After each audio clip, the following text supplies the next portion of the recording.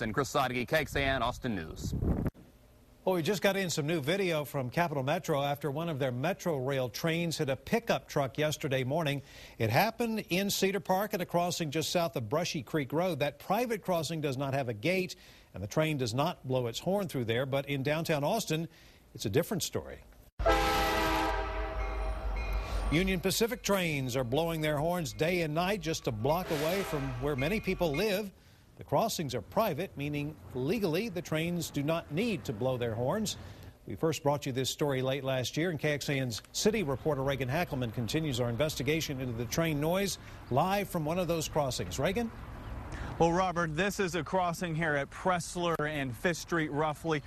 All day and all night, Union Pacific trains come from the west and they come from the east, and head west. During that time, every time they cross here, they blow their horns. Now, right where I'm standing is where the public right-of-way ends, meaning everything behind me is private, including the railroad crossing, which means legally the trains are not required to blow their horns, but they still are doing it, and that has many neighbors in the area upset, but not all of them are upset. That is the sound Butch Anderson and many of his neighbors at this apartment complex at 5th and Pressler have to deal with all day and all night. It's incredibly loud. He can hear it resonate through the whole building at various times during the day and night. The apartment complex that Anderson lives in is about a block away from the railroad crossing at Pressler Drive. Up until December, Union Pacific had the crossing and another one just down the street listed as public crossings. But after questions from KXAN, the city of Austin realized both of the crossings are private. The director of the city's Public Works Department sent this letter to Union Pacific. In it, he says, "We believe these crossings are private crossings and therefore are not subject to the routine sounding of train horns. We are requesting that train crews be advised to not sound the train horns for these crossings except for immediate safety needs." There's no reason for that whistle to be blown.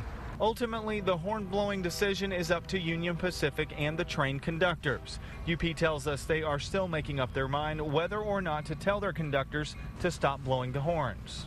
It does wake us up in the middle of the night, but I go right back to sleep. For 20 years, John O'Connell and the train have gotten along just fine. He lives in a house about a block from the crossings. He doesn't feel that bad for his neighbors who don't get along with the train. If you don't do your due diligence and your research about where you're going to live, it's your own fault. They have no right to complain about that.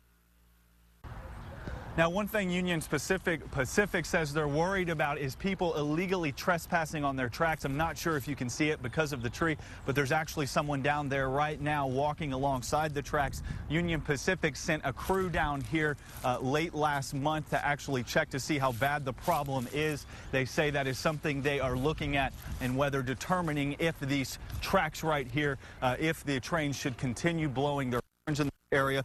Union Pacific and the city are also working together to install a crossing guard or a pedestrian crossway at the Amtrak station at 5th and Lamar. So that could mean that Union Pacific trains would still blow their horns, but it would happen a little further that way.